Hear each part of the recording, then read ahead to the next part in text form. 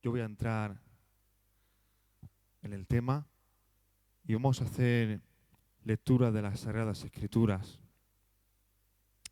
En la segunda carta del apóstol Pedro, en el capítulo 1, verso 19 en adelante.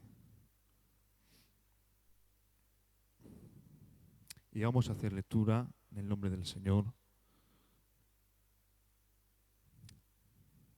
Dice así. Tenemos también la palabra profética más segura, a la cual hacéis bien en estar atentos como a una antorcha que alumbra el lugar oscuro, hasta que el día esclarezca y el lucero de la mañana salga en vuestros corazones, entendiendo primero esto, que ninguna profecía de la Escritura es de interpretación privada. Y dice el verso 21.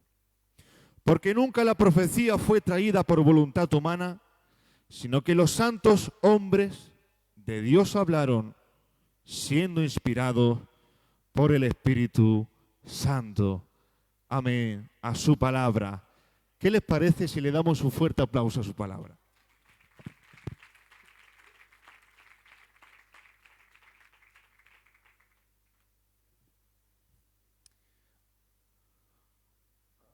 Como bien decía, y sale el rótulo, ¿verdad? O el eslogan del día de hoy es la palabra, un fundamento más sólido. Porque en estos tiempos tan difíciles que estamos atravesando en este siglo XXI, lo único que nos cimienta es este precioso libro.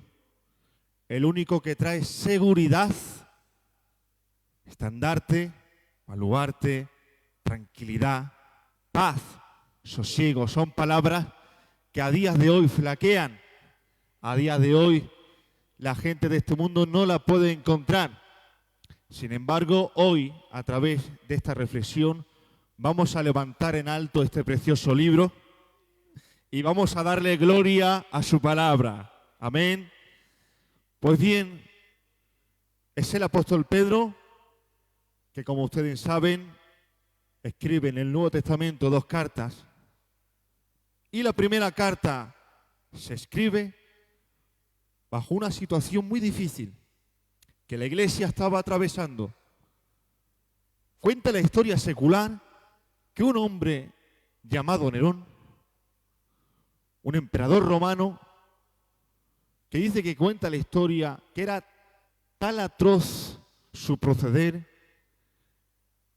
era una persona tan cruel que dice que cuenta la historia que para alumbrar el patio de su palacio culpaba a los cristianos, los quemaba en postes y simplemente para alumbrar el patio de su palacio los quemaba a los cristianos allí.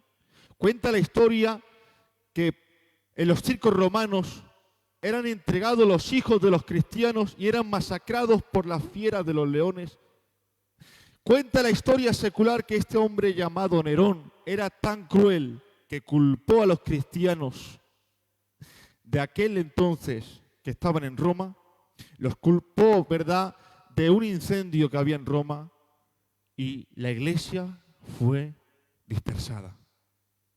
Eso es la primera carta. Por lo tanto, el propósito y el plan de la primera carta se escribe bajo el sufrimiento de la iglesia, la tortura física que estaba pasando en la iglesia. Y por lo tanto, la primera carta se escribe para el consuelo de la iglesia. Pero nosotros no hemos leído la primera carta.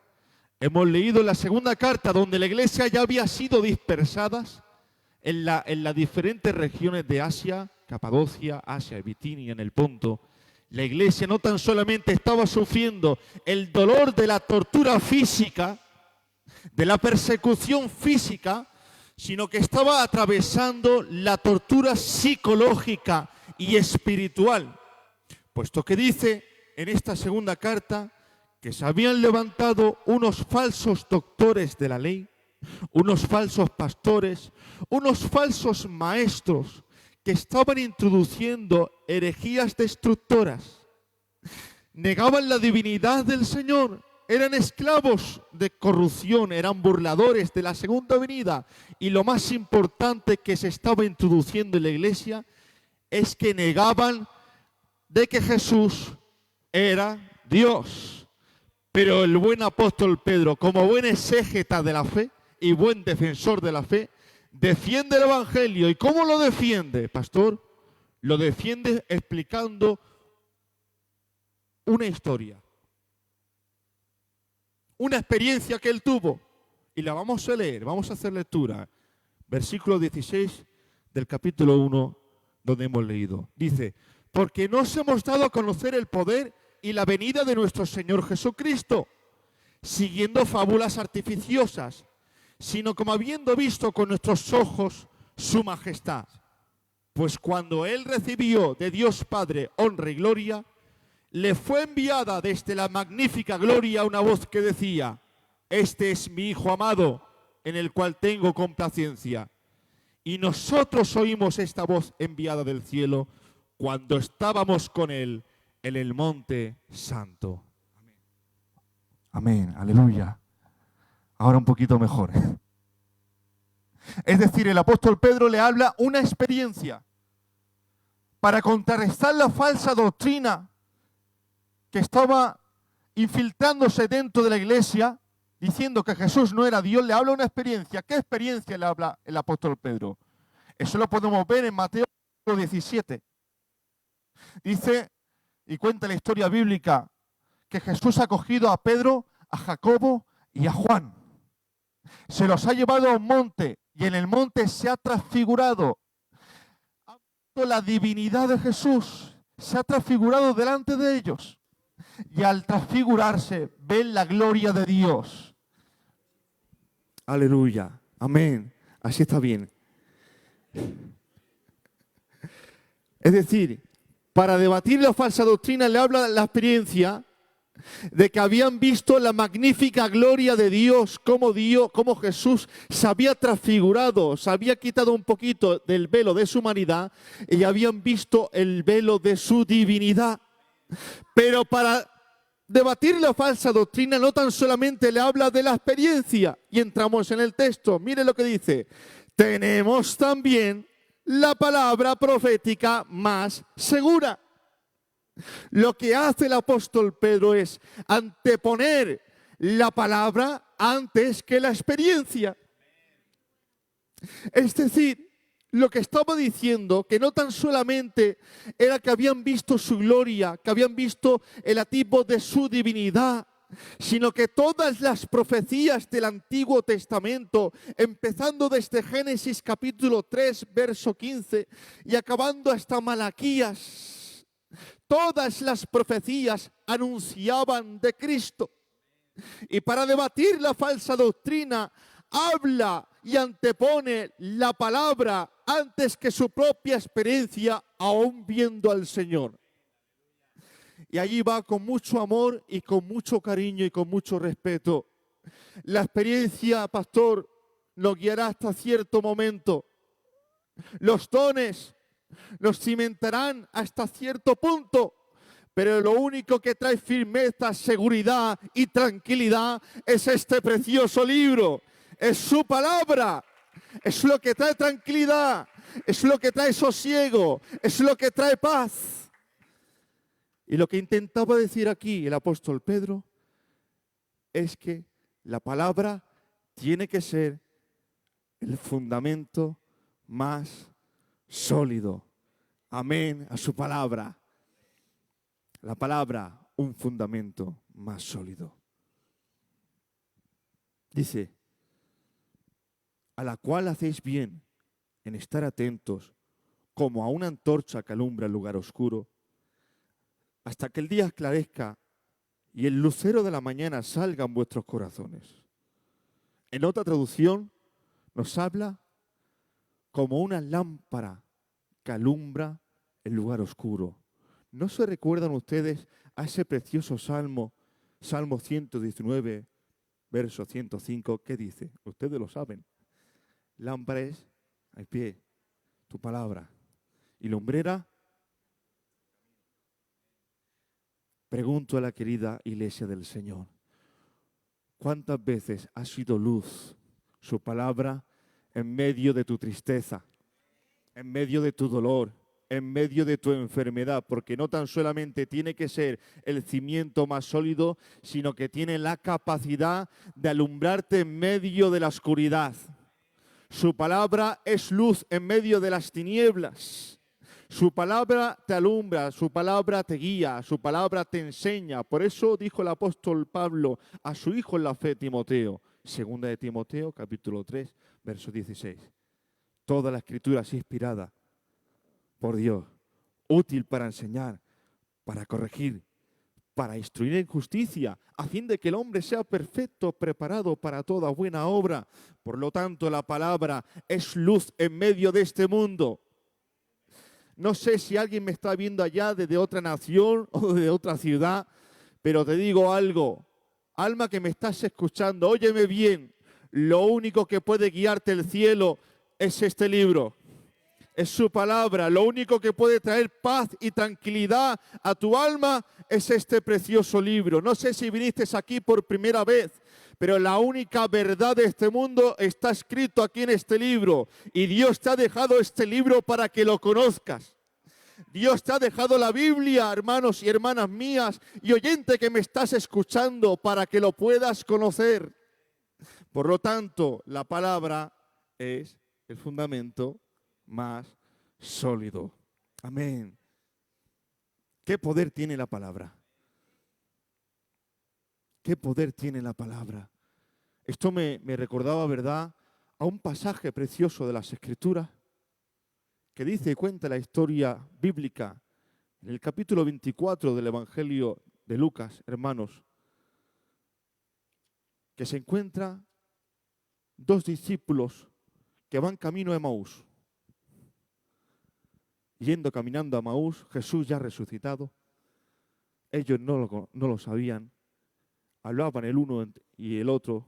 ¿Has visto lo que ha ocurrido? Han matado al nazareno, han matado al carpintero. Y hablaban entre uno y otro y tenían los ojos velados. Se acerca Jesús, ellos no lo saben. Y mientras Jesús les habla, dice y cuenta, ¿verdad?, textualmente, que dice, versículo 25, lo vamos a leer, simplemente vamos a hacer lectura. Dice, oh insensatos y tardos de corazón para creer todo lo que los profetas han dicho. ¿No era necesario que el Cristo padeciera estas cosas y entrara en su gloria? Y miren lo que dice el verso 27. Y comenzando desde Moisés y siguiendo por todos los profetas, les declaraba en todas las escrituras lo que de él decían. Y el resultado de abrir el rollo y de abrir las escrituras, miren lo que dice el verso 32. Y se decían el uno al otro, ¿no ardía nuestro corazón en nosotros mientras nos hablaba en el camino y cuando nos abría las escrituras? Porque hoy más que nunca, en este siglo XXI tan peligroso, tantas cosas raras que vemos por la televisión y tantas malas noticias, más que nunca necesitamos abrir este precioso libro. Más que nunca necesitamos poner en alto este precioso libro. Más que nunca necesitamos abrir las escrituras.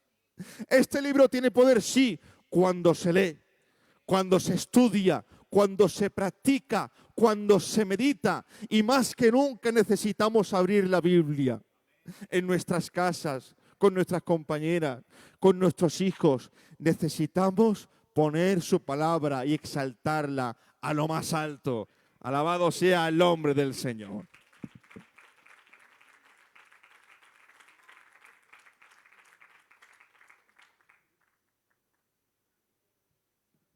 La palabra, un fundamento más sólido. A ver si pueden subir el hermano con el piano y me acompaña.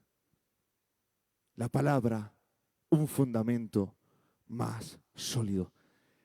¿Qué es la palabra? Yo voy a lanzar una pregunta a la querida iglesia, con permiso del pastor. ¿Qué es la palabra? ¿Qué es la palabra en sí? Si nos vamos a Juan capítulo 1, verso 1, nos dice: en el principio era el Verbo, y el Verbo era con Dios, y el Verbo era Dios. La palabra verbo en el sentido original significa logos, que significa palabra. ¿Qué es en sí la palabra? Es Dios hablándote. ¿Quieres hablar con Dios? Ora. ¿Quieres que Dios te hable? Abre la Biblia. Más que cualquier palabra profética, más que cualquier don, esta es la palabra profética más segura, la cual Dios te ha dejado para que lo puedas conocer, para que lo puedas escuchar. Es esta la palabra. De la misma manera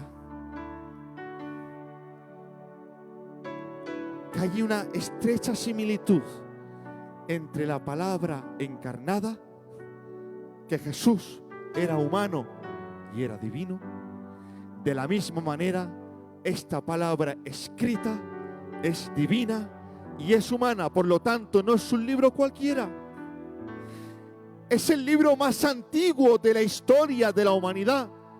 De aquí salen todas las religiones. Es el libro más completo que existe en el mundo entero. Lleva 66 documentos perfectamente sincronizados a lo largo de 1500 años de composición.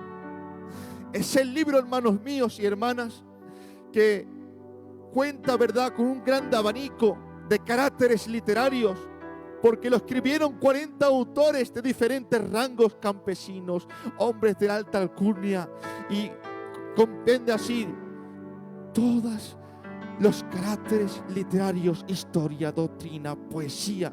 Eso es la parte humana.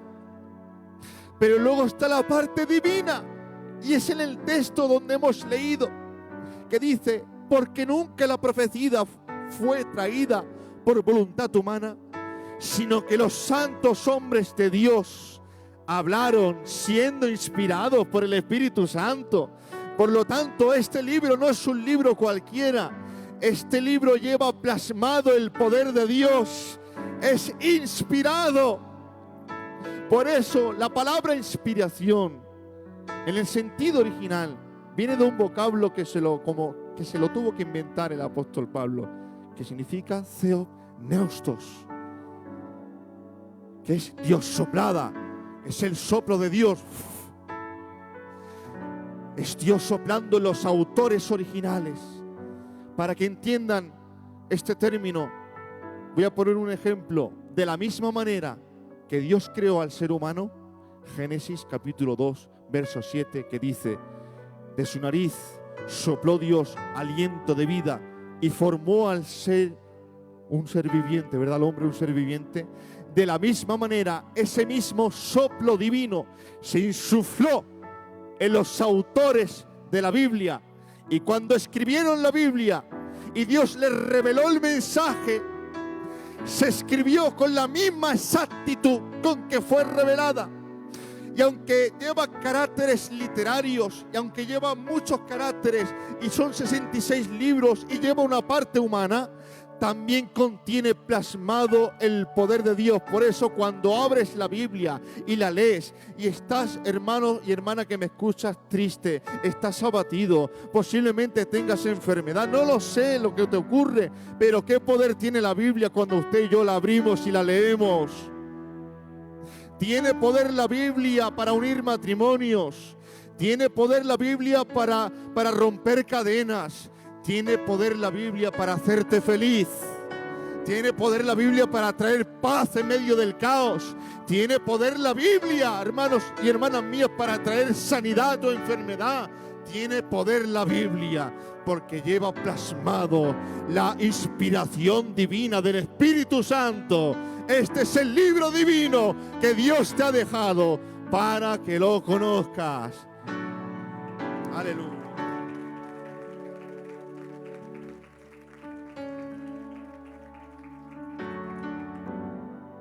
la palabra un fundamento más sólido. Aleluya. Tiene poder la palabra. Y voy a terminar con esta ilustración. Este precioso libro es el libro más perseguido de la historia. Hombres de la historia secular han sido masacrados, torturados, han derramado sangre, sudor y lágrimas por la causa de este precioso libro. Os voy a contar una historia que es verídica. Está en el libro de los mártires del autor John Fox. Un hombre llamado Timoteo, no el de la Biblia, dice y cuenta este precioso libro, que vienen los de la Santa Inquisición a picar a la puerta de su casa. Vienen a picar. Era un matrimonio joven, recién casado, y aún no tenían prole. Y cuando vienen, entran en la casa y ven a este hombre abrazado a su Biblia. Por el simplemente hecho de tener la Biblia, matan a ojos de él a su compañera. Pero la respuesta de él es que dijo: si aún tuviera hijos, preferiría entregarlos antes que entregarlos a este libro. Si aún tuviera hijos, que no los tengo porque estoy recién casado, preferiría entregar a los hijos antes que entregaros a este libro. Seguidamente murió abrazado a la Biblia. Hermanos y hermanas, ¿qué importancia tiene la Biblia? Qué importante es la palabra. Es el libro que trae, hermanos y hermanas mías, sentido a la vida. Si cerráramos la Biblia, posiblemente este local se cerraría. Si cerráramos la Biblia o si se destruyera la Biblia, no habrían predicadores que predicarían la palabra. No habrían cantores que cantaran alabanzas o gente que tocara los instrumentos. Porque la Biblia es lo que trae cimiento a la iglesia, lo que trae cimiento a una casa. Cerremos la Biblia y se cerrará el Evangelio. Pero abramos la Biblia, hermanos míos, y más almas vendrán al conocimiento de la verdad. Hoy invito a la iglesia de Cristo Vive Hoy de que abramos más que nunca este libro, que abramos la palabra, que nos entregamos a la palabra, porque la palabra no es un libro cualquiera. La palabra es el fundamento más sólido. ¿Saben algo? Que Satanás, a través del paso de la historia, ha querido matar el libro, ha querido destruir el libro. Cuenta la historia que desde el año 500 hasta el año 1500 hubo un periodo que se le llamó el periodo de oscurantismo espiritual, porque la Iglesia Católica Romana, el Papa, cerró la Biblia al pueblo del vulgo y solamente la podían interpretar el alto clérigo y los mandamases. Sin embargo, se levantó un monje de la orden de los agustinos llamado Martín Lutero en el año 1500, y dice y cuenta la historia que vio un libro encadenado. Ese libro que digo yo simbólicamente, que había estado encadenado durante 1000 años, que nadie en el pueblo y en el mundo podía leerlo, desató las cadenas que ataban la Biblia, empezó a leer la Biblia, y cuando abrió el libro, lo abrió por Romanos capítulo 1, verso 17. ¿Qué dice Romanos 1, 17? El justo por la fe vivirá. Ahí entendió Martín Lutero que no era salvo por las obras, sino que era salvo por la fe en Jesucristo.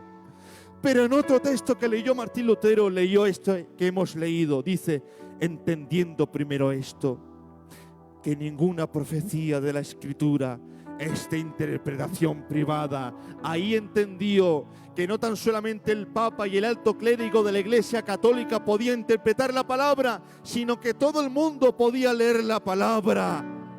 Y ahí es donde se promulgó el fuego de la palabra, porque un hombre se atrevió a abrir la Biblia que estaba encadenada durante 1000 años. ¿Qué produjo eso? Produjo ardor, produjo fuego, ese mismo fuego que produjo cuando Jesús le abrió el libro en el camino a Emaús y produjo el fuego del Espíritu en ellos. Porque la palabra tiene poder cuando la abrimos. ¿Qué poder tuvo la palabra en aquel tiempo? Que cuando empezó a estudiarla Martín Lutero, ustedes ya conocen la historia, clavó las 95 tesis en la puerta o la catedral de Wittenberg. De ahí se promulgó el Evangelio, se hizo la copia al alemán, se hizo el libro de estudios bíblicos. De ahí pasó y subió el Evangelio por Alemania. De Alemania bajó por Francia. Y ahí, hermanos míos, ¿verdad?, bajó a España. Santos hombres de Dios han sido torturados por este libro. En Sevilla, un hombre llamado Casiodoro de Reina, que es esta versión que tenemos, tuvo que salir fuera de España porque el Papa y la Santa Inquisición quisieron perseguirlo.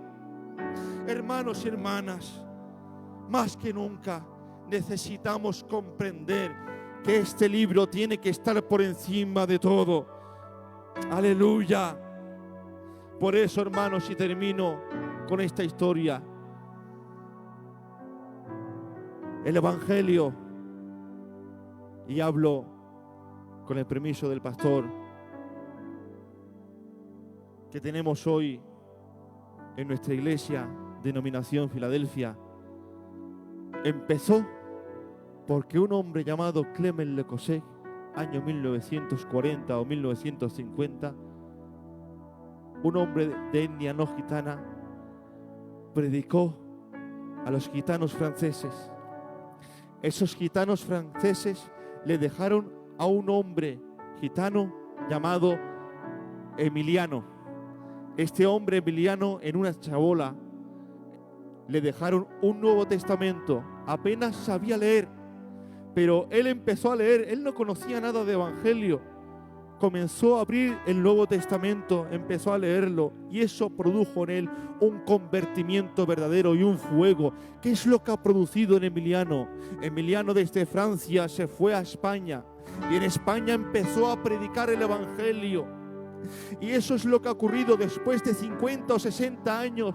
Hoy en nuestra España querida tenemos esta denominación que es de Dios, llamada Filadelfia, porque un hombre se atrevió a abrir el Nuevo Testamento y a leerlo.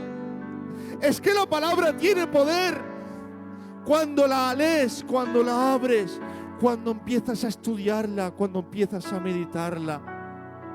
Y hoy quiero terminar, querida iglesia del Señor, levantando en alto este precioso libro. Yo te invito a ti, alma que me estás escuchando.